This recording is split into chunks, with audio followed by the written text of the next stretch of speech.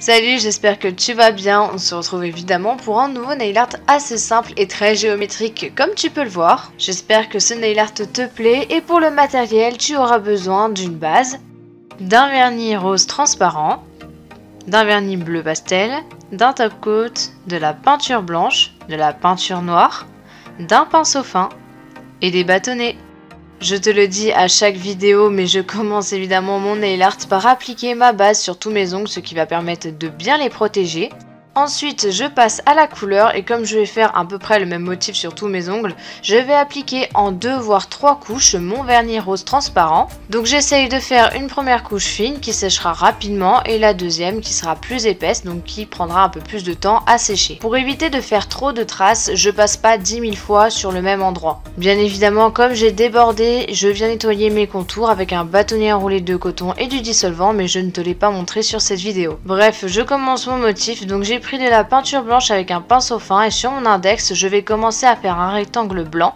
Les repères que je fais, c'est tout simplement des petits points. Après, tu peux en faire des plus gros. De toute façon, si jamais on les voit encore, tu peux toujours prendre un bâtonnet avec de l'eau et gratter un petit peu vu que c'est de la peinture.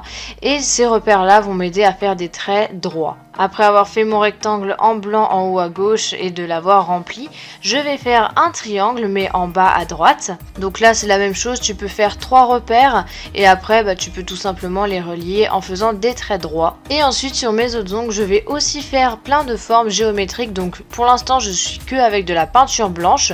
Donc là pour mon majeur, j'ai fait un rectangle, un grand rectangle en bas de mon ongle à droite. Après, comme tu peux le voir, je le remplis avec de la peinture blanche, mais tu peux aussi le remplir avec du vernis blanc pour que ça tienne plus longtemps. Après ça, j'ai de nouveau fait un petit triangle tout en haut à gauche.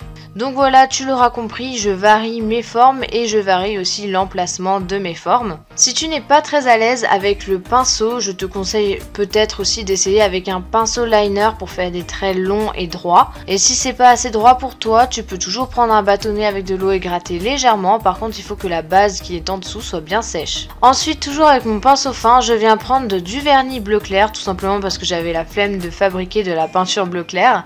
Mais bref, du coup, sur certaines formes que j'ai fait tout à l'heure, je viens les remplir en bleu mais en laissant un tout petit espace en blanc. Après, tu peux faire l'inverse, c'est-à-dire d'abord faire la forme en bleu clair et ensuite les contours en blanc.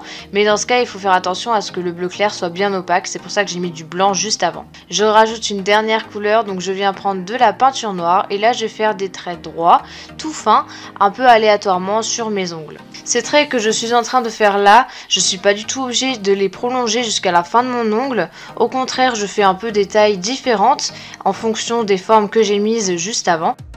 Et comme tu peux le voir ici, la caméra me gênait un petit peu et j'avais vraiment envie de faire un trait droit, donc du coup j'ai dû un peu bouger ma main. Donc voilà, je sais pas si tu l'as remarqué, mais sur chaque ongle j'ai au moins un trait noir, une forme géométrique bleue et une forme géométrique blanche. Une fois que je suis satisfaite de mon nail art, je viens bien le protéger avec une grosse goutte de top coat que j'étale du bout du pinceau pour éviter de tout faire baver, mais bon, normalement là ça va pour ce nail art. Je le dis pas assez, mais je n'oublie pas de faire la tranche de l'ongle pour une meilleure tenue. Voilà, cette vidéo est terminée, j'espère qu'elle t'a plu. On se retrouve normalement la semaine prochaine pour un nail art encore une fois simple. Et moi je te fais de très gros bisous, salut!